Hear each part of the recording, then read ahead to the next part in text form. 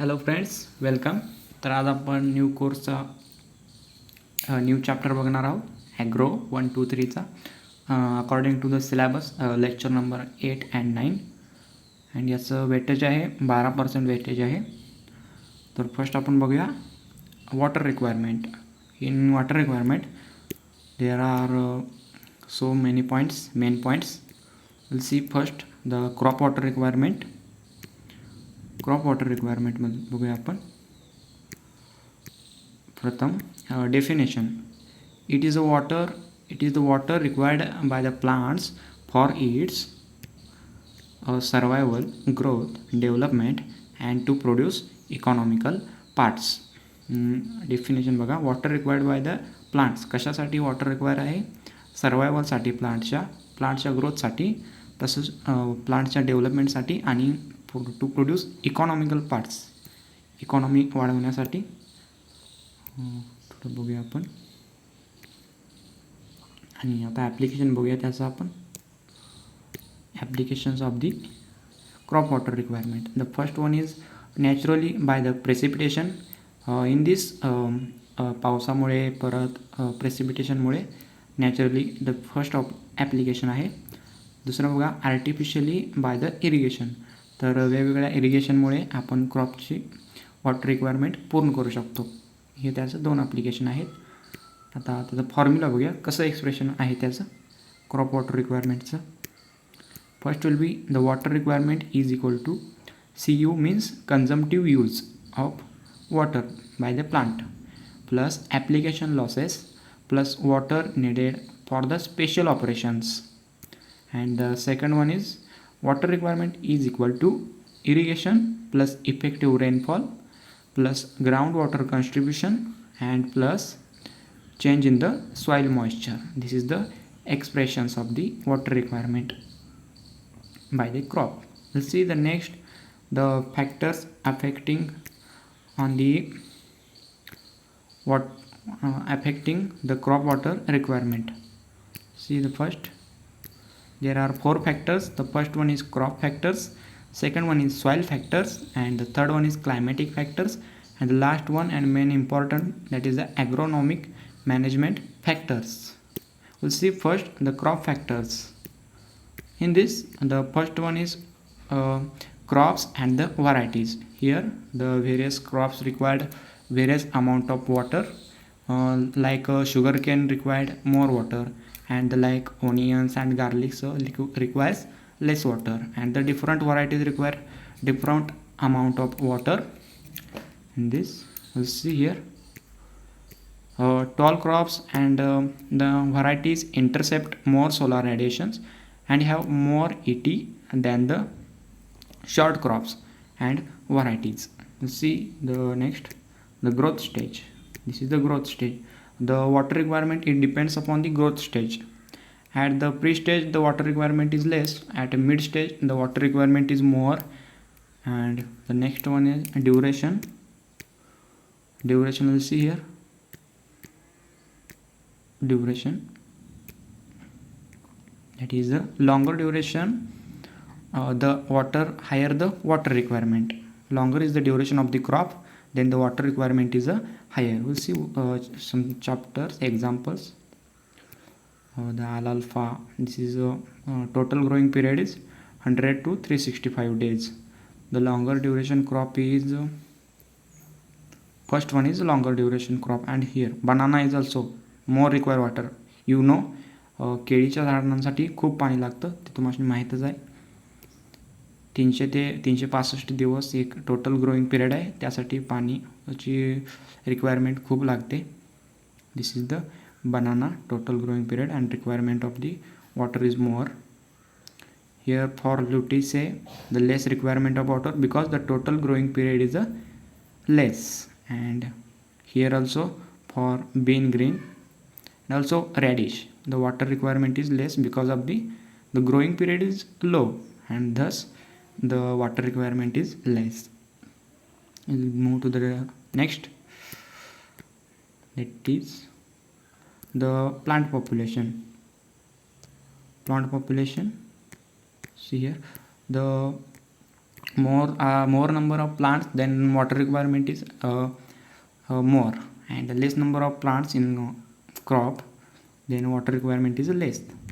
The crop growing season, it also affects or depends upon the water requirement, and the rooting habits also affect. Deep rooted crops extract more water from the deep soil layers. It is a factual one. Of course, the deep rooted crops extract more water from deep soil layers. We'll see here. These are the deep root inside the soil, and it absorbs more water. It is medium absorbs water, and it is less absorbed by the potato.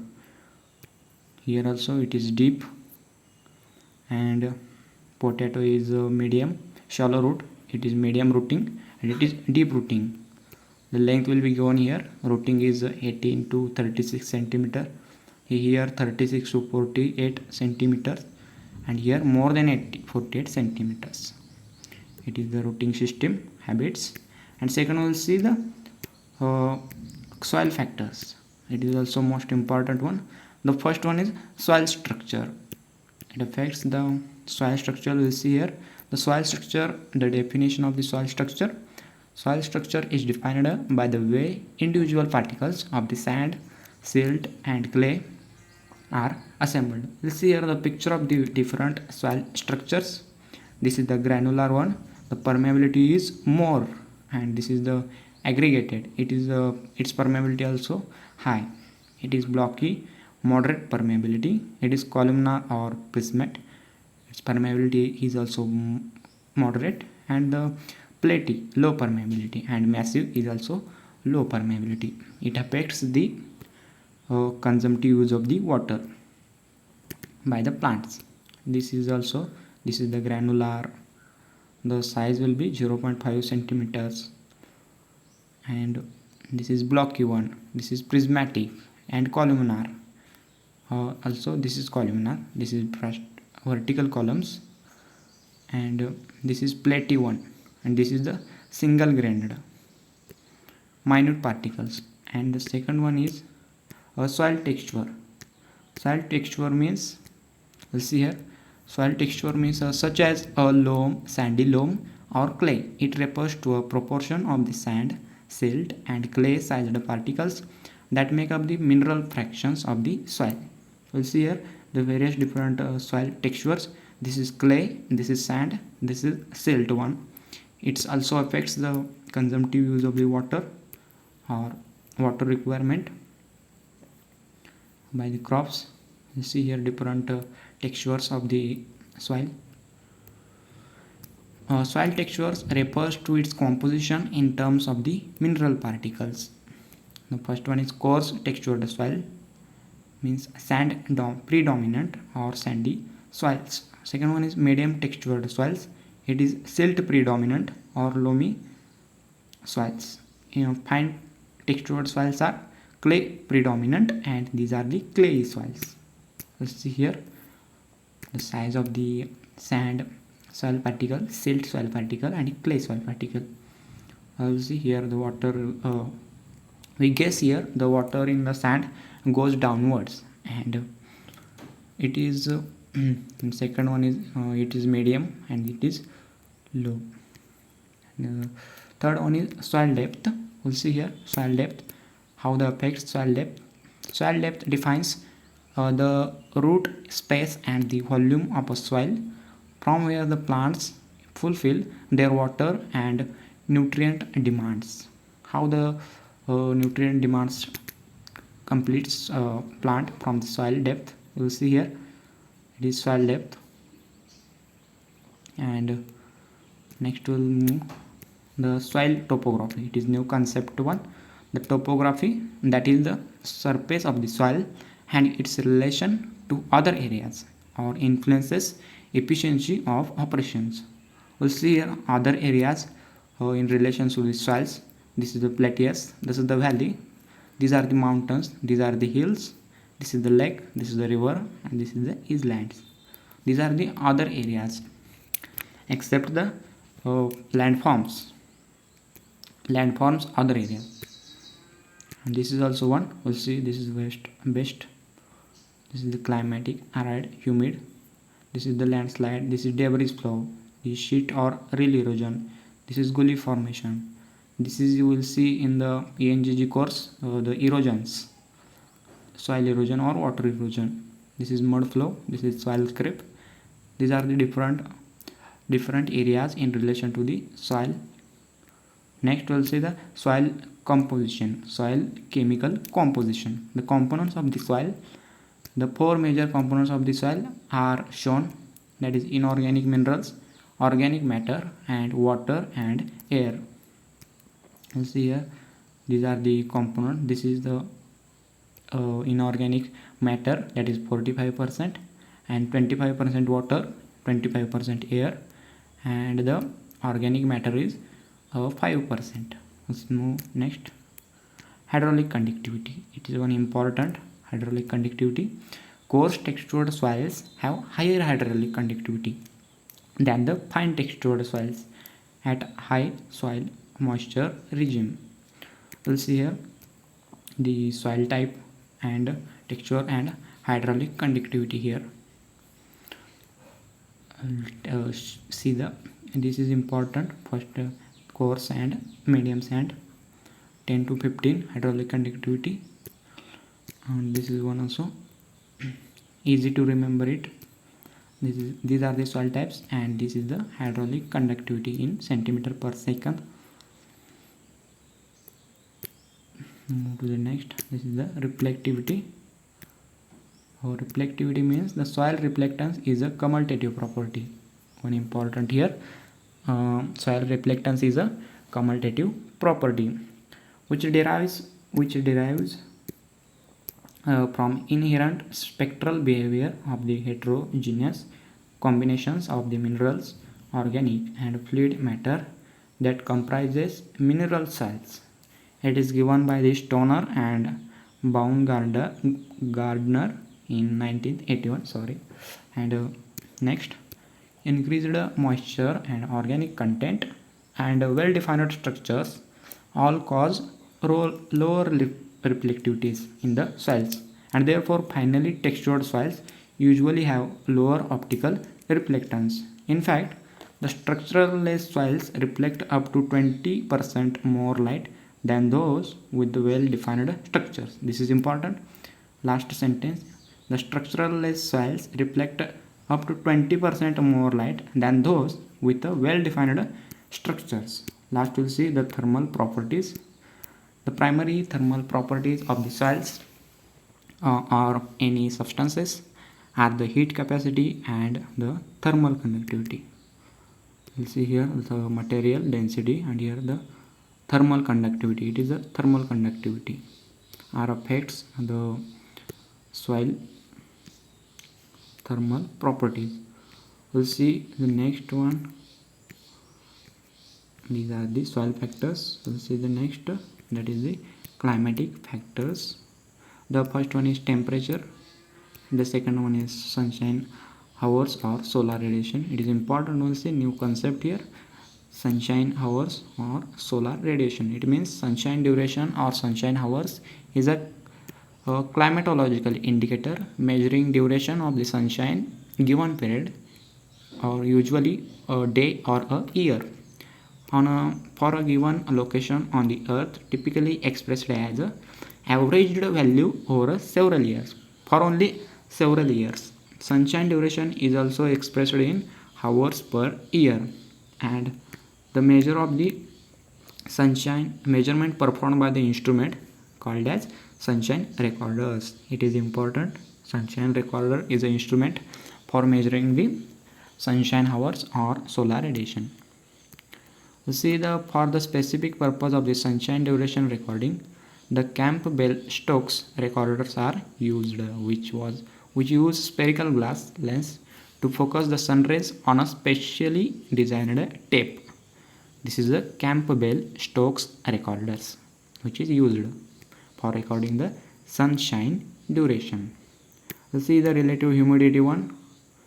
Relative humidity, it is Relative humidity means RH refers to a moisture content of the atmosphere. It also affects on the water requirement of the crop. Relative humidity, it refers to the moisture content in the atmosphere or water vapor comes majorly in the expressed as percentage of the amount of the moisture that can be retained by the atmosphere or moisture holding capacity at a given temperature and pressure without condensation.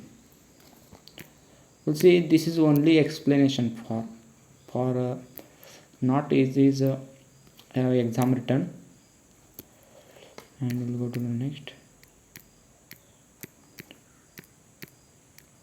Wind velocity 1, and fifth one is rainfall, and the here the higher solar radiation temperature and the wind velocity increase the crop water needs. It is very important. Higher solar radiation temperature and wind velocity increase the crop water needs, and the higher humidity reduces ET hot and dry winds around irrigated crop increases the ET means evapotranspiration, and this evapotranspiration directly affects the crop water needs. These are the climatic factors: temperature, wind speed, humidity, sunshine hours. Temperature increases, the saturation vapor pressure also increases, thus it results increase in the evaporation and thus consumptive use of the water. Important. And second one is wind speed. The more of the speed of the wind, the more will be the rate of the evaporation, because the saturated film of air containing the water will be removed easily. And the third one is humidity. The more of the air humidity, the less will be the rate of consumptive use of water. Important. And this is because water vapors moves from the point of the high moisture content to the point of the low moisture content. So if the humidity is high, water vapor cannot be removed easily. Last one is sunshine hours. The longer of the duration of the sunshine hour, the larger will be the total amount of energy received from the sun. This increases the rate of evaporation and thus the rate of consumptive use of the crops. And last we'll see very important, that is the agronomic management factors. In this, the first is the irrigation methods used. Which irrigation methods used in our field? These are the four methods of the irrigation. The first one is sprinkler irrigation, second one is surge irrigation, drip irrigation, and flood irrigation. The best and popular irrigation method is drip irrigation. It is very mostly used for various crops, and the frequency of irrigation and its efficiency we'll see here. First we'll see the frequency. Irrigation frequency refers to the number of the days between irrigation during periods without rainfall. Irrigation frequency means the number of the days between irrigation during periods without rainfall. Condition is without rainfall, and it depends on the consumptive use of the rate of a crop and on the amount of available moisture in a crop root zone. We'll see here. Next, it is the water efficiencies, irrigation efficiencies. These are the irrigation methods, and this is the field application efficiency. Surface irrigation, that is the border, furrow, and basin. These are the subtypes of the surface irrigation. 60% efficiency, and this is the sprinkler irrigation, only 75% irrigation, and drip irrigation, the 95% field application efficiency. It is a very best method, drip irrigation. Move to the next, that is the tillage and other cultural operations. Like the first one is weeding, mulching, and intercropping also almost affects the crop water requirement. This is the weeding in our field. This affects the, and this is mulching. This is the non-mulched crop, and this is mulched crop. we will see the difference. And this is the intercropping. It is also in this, it is more water is required here because the intercropping is takes place. And this is also used for these methods for the conservation of the water. So thank you friends. आता आपण पुढच्या व्हिडिओमध्ये irrigation requirement बघणार आहोत. So thank you. जर information आवडली असेल तर सबस्क्राईब करा आणि तुमच्या मित्रांना शेअर करा, लाईक करा. थँक्यू.